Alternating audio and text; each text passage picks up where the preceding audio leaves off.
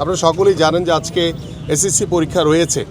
যেই কারণে আমাদের সকল নেতাকর্মীদেরকে নির্দেশনা দেওয়া হয়েছে যে আমরা সকলেই যাতে ফুটপাতে দাঁড়িয়ে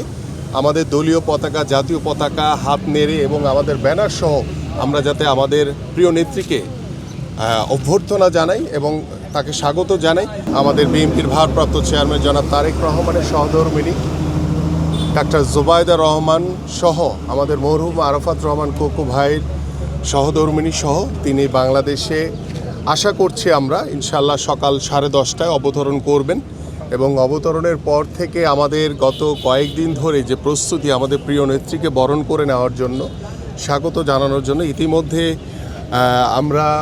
আমাদের সকল নেতাকর্মীদের কাছে যে নির্দেশনা, যে আহ্বান করেছে এবং সাধারণ মানুষ যারা উন্মুখ হয়ে তাকিয়ে আছে যে প্রিয় নেত্রীকে এক নজর দেখার জন্য, যে তিনি দীর্ঘ 4 মাস পরে বাংলাদেশের মাটিতে পা রাখছেন এবং তিনি যখন গিয়েছিলেন তার যে শরীরের যে অবস্থা ছিল, শারীরিক যে অবস্থা, যে একটি সংকটের ভিতরে ছিল, আমরা একটা সংকীর্ণভাবে শঙ্কার ভিতরে ছিলাম যে প্রিয় নেত্রী আমাদের সুস্থ হয়ে আবার কবে আমাদের মাঝে ফিরে আসবে। তো আলহামদুলিল্লাহ যে তিনি আল্লাহর রহমতে অপেক্ষাকৃত আগের চেয়ে অনেক ভালো আছেন। তিনি আমাদের অল্প কিছুক্ষণ পরেই আশা করছি যে তিনি বাংলাদেশের মাটিতে পা রাখবেন এবং আমাদের সকল নেতাকর্মীদের কাছে নির্দেশনা দেওয়া হয়েছে। আপনারা সকলেই জানেন যে আজকে এসএসসি পরীক্ষা রয়েছে,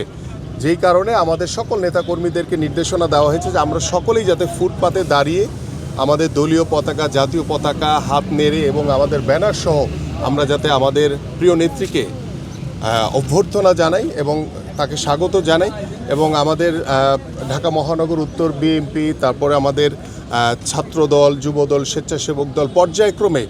প্রত্যেকটি একদম ম্যাডামের যে বাসা ফিরোজাতে পৌঁছানোর আগ পর্যন্ত ফুটপাতে দাঁড়িয়ে সকলকেই নির্দেশনা দেওয়া হয়েছে এবং কোনো প্রকার যাতে জনজীবন বা যানজটের কোনো সৃষ্টি না হয় সেদিকেও আমরা দৃষ্টি রাখছি। বাট আমি আমাদের যে ট্রাফিক ভাই বা যারা আছে, আমি যখন আসার পথে আমি দেখলাম যে ইতিমধ্যে ওই যে বাস যেগুলো দাঁড়িয়ে যে মানুষ আমাদের যে প্যাসেঞ্জার নেয়, যার কারণে ইতিমধ্যে কিন্তু একটি যানজটের সৃষ্টি হয়েছে। বাট এই জায়গাটি যদি আমি আমাদের ট্রাফিক বিভাগের যারা আছেন তাদের সাথে কথা বলবো এখন, যে তারা যাতে এই যান চলাচলটি স্বাভাবিক রাখেন, না হলে কিন্তু অহেতুকভাবেই একটি যানজটের তৈরি হবে, যেটার কারণে সাধারণ মানুষের ভিতরে একটি ভোগান্তি তৈরি হতে পারে।